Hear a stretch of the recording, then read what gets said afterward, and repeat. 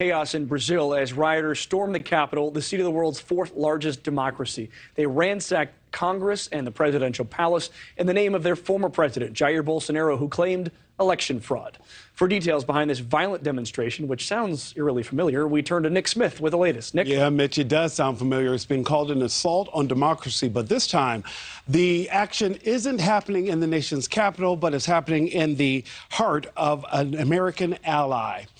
Thousands of rioters overran the police and broke into Brazil's Congress, presidential palace, and Supreme Court and ransacked the offices just days after their new president was inaugurated. The scene eerily similar to the attack on the U.S. Capitol building 2 years ago, with this mob supporting the former president Jair Bolsonaro, who has refused to concede with claims of election fraud. Brazil's National Guard has been called in to restore order in the world's fourth largest democracy. Supporters of Bolsonaro were seen cheering in Brazil's Senate chamber after smashing into the National Congress and Supreme Court, even calling for the military to overturn the election, which Bolsonaro lost to Lula da Silva. At least 400 people have been arrested. Now, Bolsonaro has repeatedly claimed voter fraud and encouraged a military coup after his loss.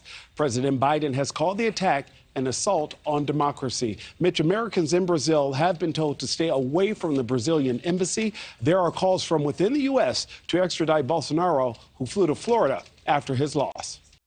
Thanks for watching. Go to newsnationnow.com to find NewsNation in your cable lineup. And don't forget to click the red subscribe button below to get more of NewsNation's fact-based, unbiased coverage.